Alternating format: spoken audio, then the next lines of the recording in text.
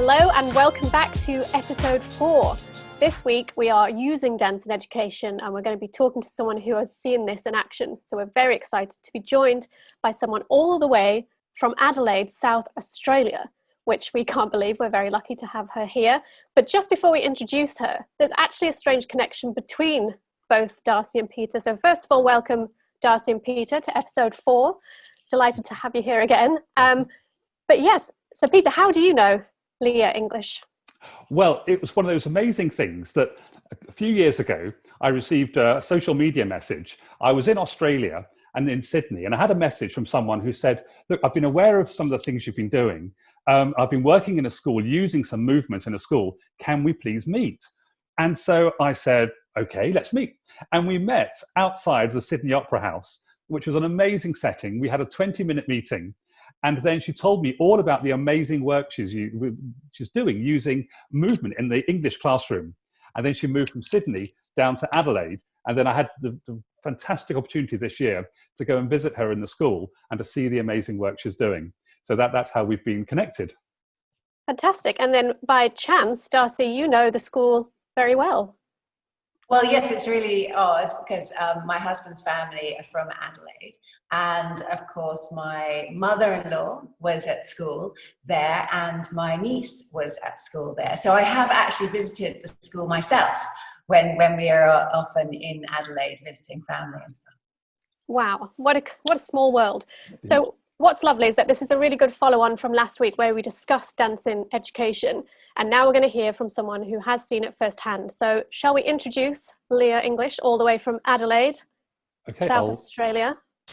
I'm admitting her right now. Here we go. Fantastic. How technology joins us all. Hi, Leah. Hi.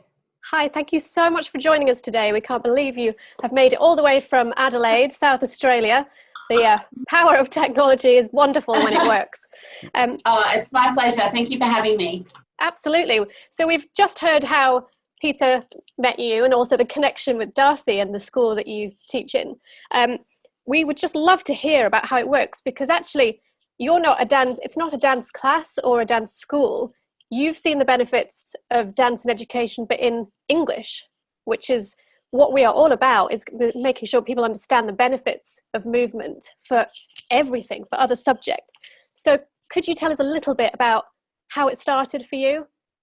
Yeah, sure, absolutely. So you're right. I'm not a dance teacher. I'm an English teacher and always have been. Dance has always been a part of my life. Personally, I danced when I was younger. I danced from sort of the age of 6 to probably when I was about 18. And I dance with my children all the time at home, and I still sometimes kind of take adult dance classes. So it's always been something that I've loved to do. But interestingly, it was never a part of my teaching. It was never a part of my professional life. It always just was totally separate. And I think probably for the first 8 or 9 years of my teaching career, it didn't really occur to me that those two worlds could be combined.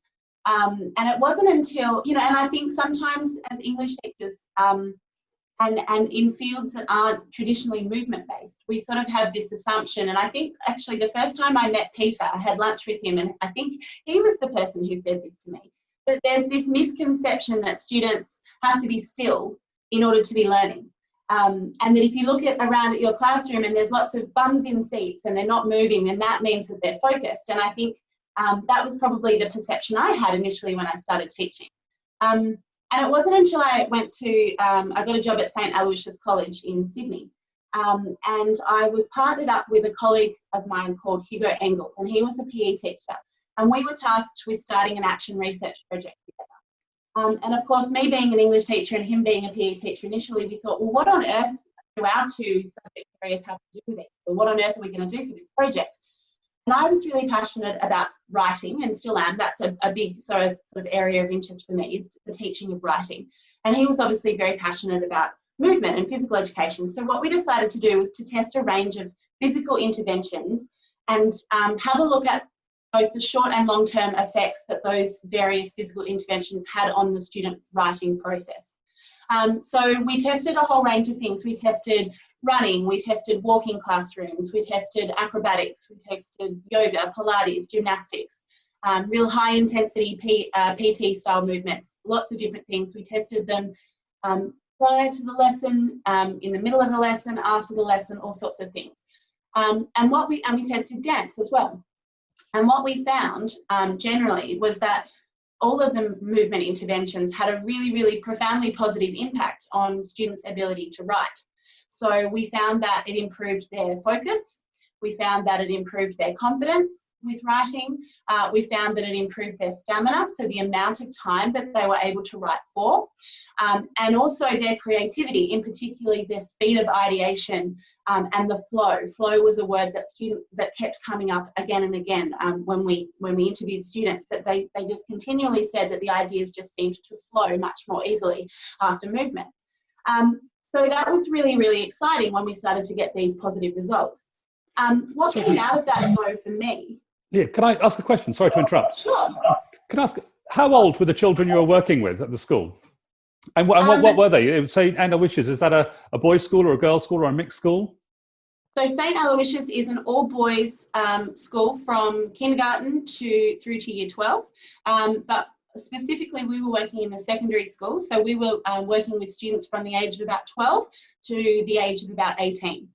Okay. But we specifically targeted sort of the top end of that. So mainly boys from about 15 years of age to 18 years of age. So there's boys 15 to 18, and some of them were using dance as part of the interventions you were doing, and then you saw some positive changes. Wow. Absolutely. And it's interesting because what came out of this project for me was a particular interest in dance over other forms of movement intervention. It seemed to be in all of the data that we collected that it was dance that the boys wanted to do. So whenever we asked them what they wanted more of or what they wanted to try again, it was always dance that came up. And whenever we asked them for their opinion on what seemed to have a positive impact on their mood, it was always dance. Dance was number one. So that sort of, I guess, sparked a particular interest in that type of movement for me. And so then I ended up sort of pursuing that more narrowly.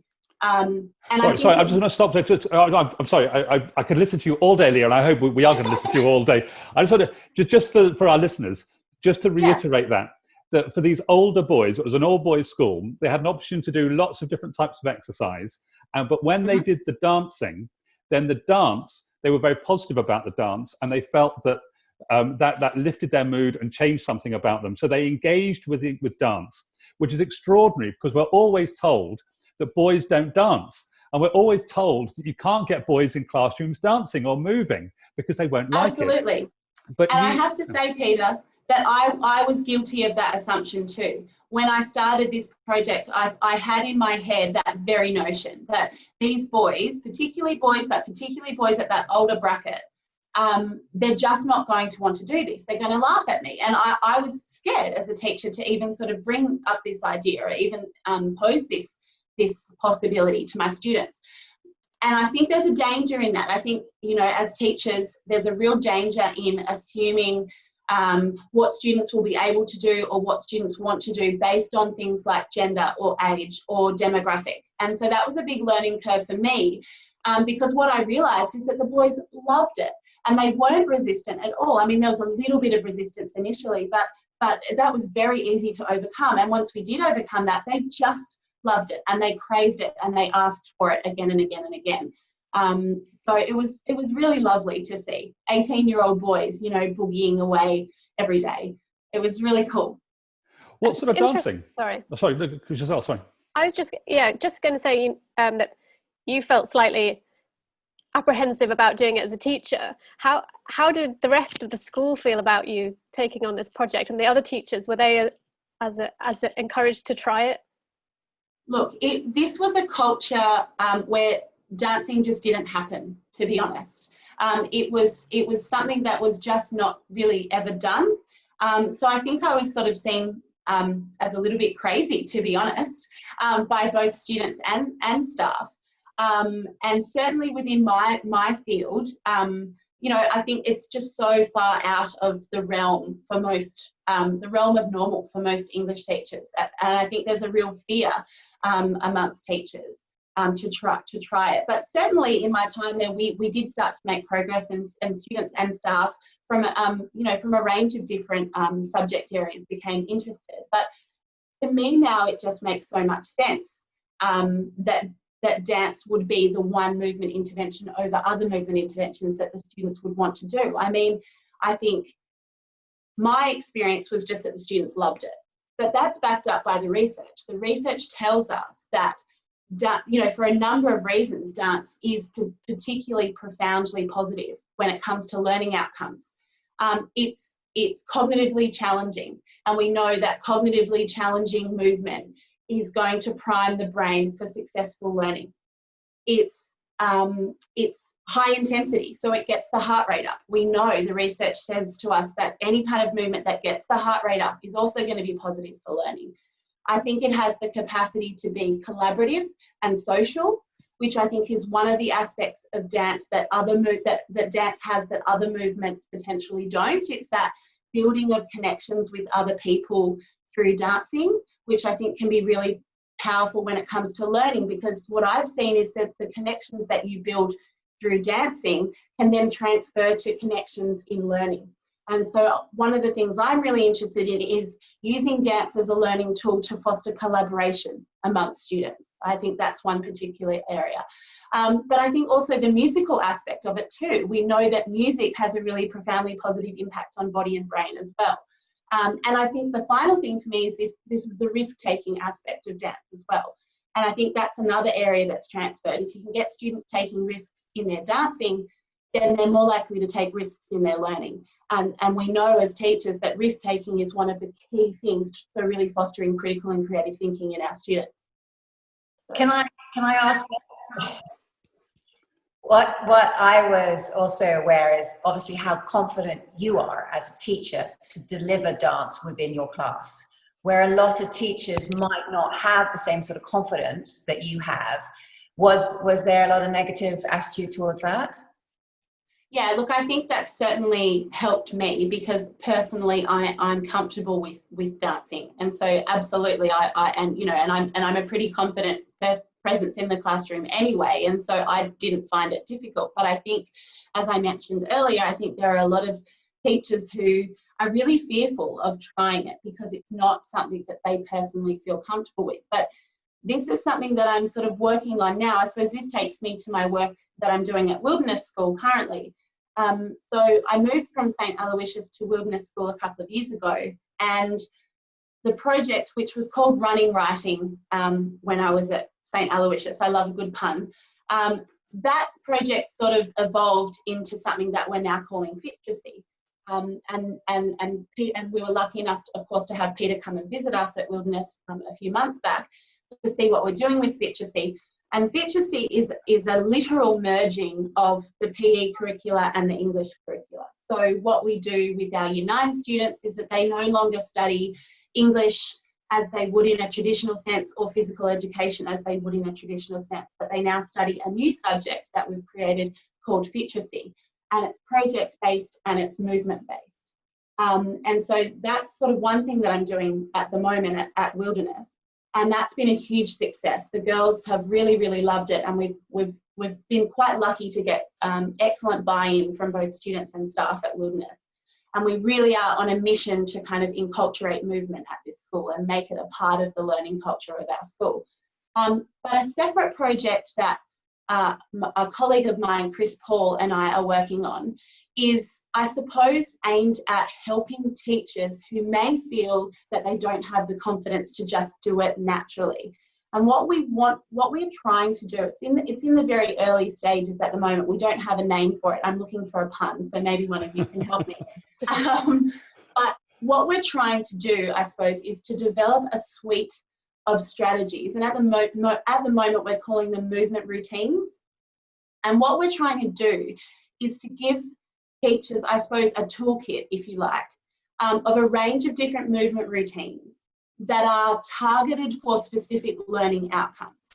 And they would be very structured movement routines. So it would eliminate the sort of thinking involved for the teacher. We would have sort of an instruction manual, if you like, of how the movement routine would work. the evidence behind why this particular movement routine will help to foster a particular learning outcome. And they could then use that as a tool in their classroom. So for example, if a teacher was going, and this might be a maths teacher or a science teacher or an English teacher or whatever, but if they were going into a lesson and they knew that their lesson really relied on their students being really effective collaborators, then they could look to their suite of movement routines and they could select from a variety of movement routines designed to foster students' ability to collaborate. And so those movement routines might involve particular movement or physical challenges that require students to pick up on both verbal and non-verbal cues from each other. Or it might be movement routines that require them to complete certain physical challenges cooperatively.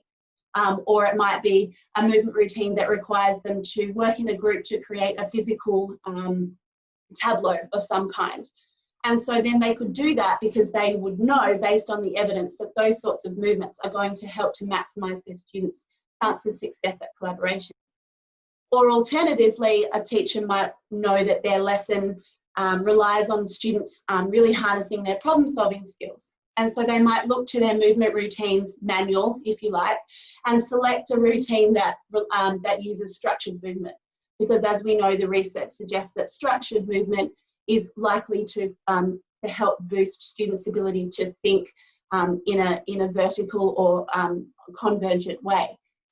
Or if they knew that their students needed to think imaginatively and ideate and think creatively, then they might use a movement routine that relies on improvisational movement, because we know that that helps with divergent thinking skills.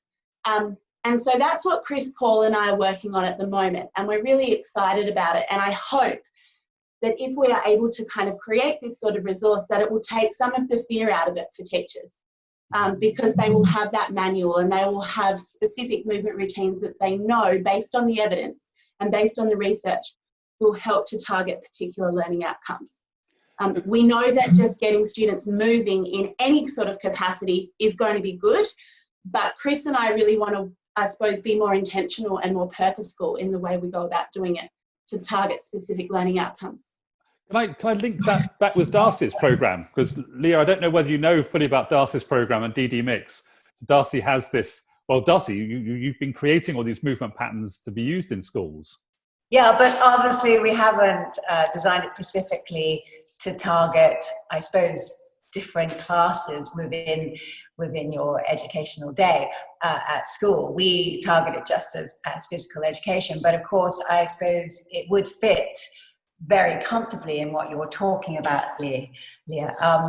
What I'm really curious about also is the time that you spend doing these routines within that class. Are you worried, my first thing as a mother having 2 teenage daughters is, are they wasting valuable time within that English class or that maths class trying to work out a routine, and how much time do you take?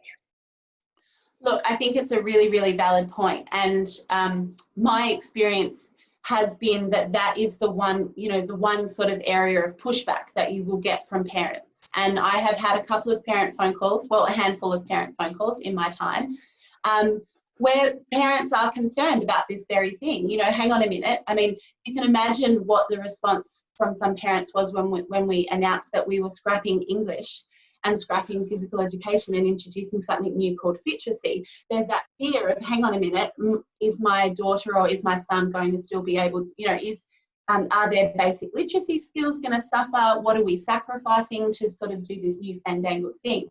And so, of course, I think that is always a worry. But it's interesting because what we've found is that, and this actually came from one of my Year 12 girls. A couple of my Year 12 girls were waiting to go into their final English literature exam last year.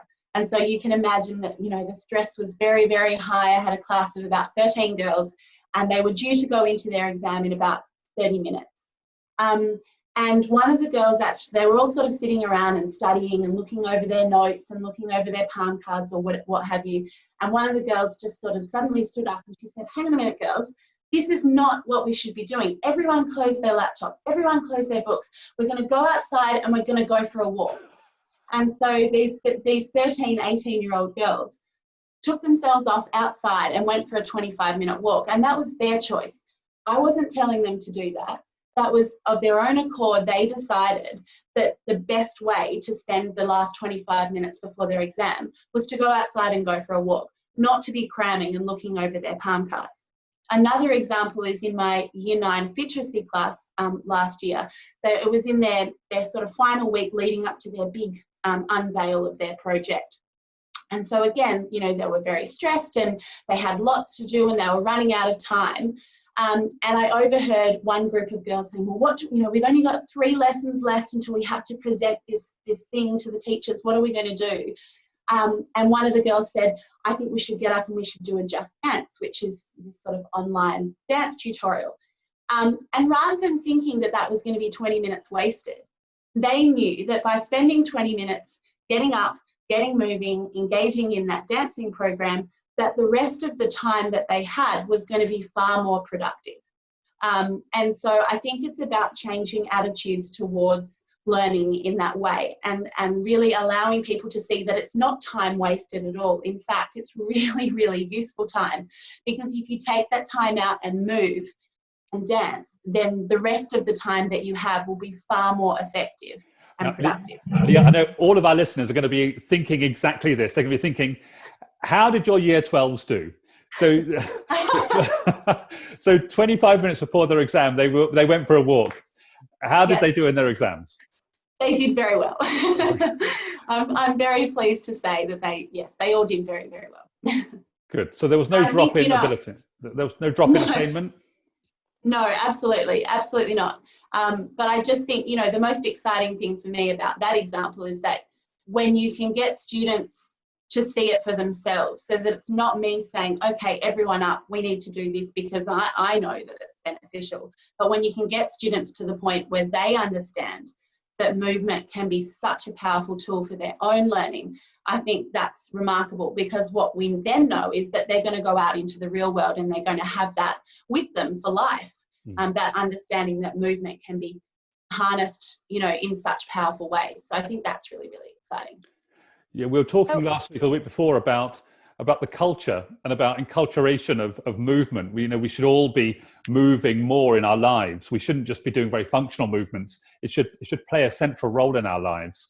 And I think what the experience you're telling us about shows exactly that. If we can change the culture of movement or change the role of movement in our society, then that will lead to lots of benefits.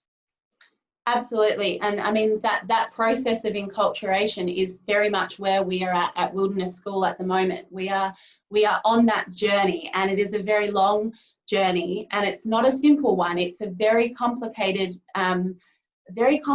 notion to try and enculturate something into an organisation that has not been there previously. And so, yeah, we're definitely on that path, and there are lots of moving parts. Excuse the pun. Lots of moving parts to this process, but it is a really, really exciting one. So just before we unfortunately have to come to an end, because it's so interesting and we could ask so many questions, but I think how we see all the benefits, we know the joy it brings to children and also the results. You've seen it, you've got the research, but how do we get it into the mainstream schools? How can we get the importance of arts into schools widespread and get more people experiencing what you're seeing firsthand, what we're seeing in the schools that we are in? It's those barriers that we need to break down. What can we do? Look, it's a really, really tough question. I think for us in our context at Wilderness School, we are very much on a journey of educating people. I think that is key, and I think that's why obviously we're all here having this conversation now, is to educate people on the benefits. And I think especially within an educational organisation, I think research is key. I think everything that we do, it's really vital that it is based in research and evidence. People need to see the evidence that is out there. But I think we need to move beyond just the education, because if you're just telling people, of course we know that actually enculturating something is a lot more difficult than just telling people that it's beneficial. And especially I think within, you know, what is a very, very crowded or overcrowded curriculum, it's you know, whenever you try and introduce something new, the question you're going to get is, yes, but what can I leave out? You know, where does this go? And so we have to move beyond educating people, and I think we have to give people the opportunity to experience it for themselves. And I think it's through the doing, you know, that I think we really get buy-in. And so at Wilderness, we're trying to move beyond the education phase, and we're trying to move into the kind of experiential phase. And we're trying to give staff and students as many opportunities as we can to get moving in non-confrontational, easily accessible, enjoyable social ways, so that they can see the benefits for themselves. Because if they've experienced it for themselves as people, as humans, as adults, I think they're far more likely to then want to go in and give that opportunity to their students. So I think education, but then also experiencing it and doing it. So I suppose one way of supporting your project is that what we're doing with Diverse Dance Mix, we call it DDMIX, is we're putting it into physical education, so that they're learning many different routines, as we said, dance routines, but, you know, we keep it very inclusive and simple so everybody can manage. And where you can learn those in physical education and then take them into the classroom. So then hopefully you're not wasting too much time, and also keep adjusting maybe quicker at the same time, and teachers are noticing what's happening in physical education and how that can be transferred possibly. Absolutely. And I think the key word that you've used there is transfer. And that's a bit of a buzzword in education at the moment. Everyone's talking about transfer, but at the end of the day, that's what we want. And I think you're right. I think we need to give students and I suppose staff as well the opportunity to see that movement. Yes, we can learn it in physical education, but there are opportunities that go so far beyond that, and it can be transferred into not just other subject areas, but really every aspect of their life. So I think that transfer, as you say, is absolutely key. Brilliant. Thank you so much, Leah. We've really enjoyed listening to you, and I'm sure we could listen so much longer. Big hello to your school, Wilderness School, in Adelaide, Medindie. Medindie, yes. Medindie in Adelaide, South Australia. Thank you so much for joining us. It's been an absolute pleasure, and thank you for joining us late at night as well. Oh, my pleasure. Thank you for having me. It's been lovely to chat. Love that. Thank you, Leah. Bye. Okay, Bye. take care. Bye.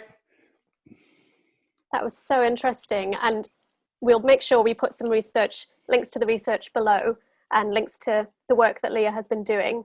And you can probably follow her on her socials as well. So we'll make sure those are included. But wasn't that fascinating? Oh, it's amazing. The 2 or 3 times I've met Leah, and she's told me about the work she's doing in the school, and then showed me the work. And I had the opportunity to meet some of the Year 9 girls who were doing some of the literacy projects. And they were enthused, and it was amazing. And the school is a very high achieving school. You know, this is a really high achieving school that scores some of the top scores in Australia. And yet they're taking the gamble of that high ranking to introduce something new and revolutionary. And the reason they're keeping it going is because they can see the positive benefits that it brings as well. So it really is one of those programs, I think, that if we introduce it into other schools, then other schools could benefit hugely from this. And I think it backs up as well, Darcey, doesn't it? You know, your program, you're trying to just get the very basic interest and the initial reaction and the benefits of dance at primary school. It all complements all the work that you've been doing. Yeah, I suppose it's engaging kids in a different way. Yeah. And as Leah just proved, with the data, how it does engage with them, how it changes the way they feel, how quickly they interact, as what I really enjoyed it as a group. As a collective group within that class, how dance brought them together and made them work better together as well, which I think is key to society today as well. So if you can start at the grassroots and then take it up to those older kids, I think that is just wonderful. And they're noticing themselves how different their learning skills are and how quicker they are to respond is brilliant through dance. I've just been thinking about what Leah said about the whole thing, that some of the parents then think it might be a cost, why well, what are you losing when you do dance? And it occurs to me, of course, that in terms of time, dance isn't a cost. Dance is an investment. Because when you dance, then it changes all of those things, your thinking, your personal interaction, your emotions. So we're not losing anything by dancing in time. We're investing in that time, and we can grow things as a consequence of that investment. Yeah, brilliant, brilliant. Love it. Fantastic. Well, unfortunately, that's all we've got time for this episode, but I hope you enjoyed it as much as we did. It was fantastic to be joined by Leah English, and we thank her for all of her information that she shared with us today. So we will see you. Thank you so much, Dr. Peter Lovatt and Dame Darcey Bussell. We will see you next week. Bye-bye. Bye.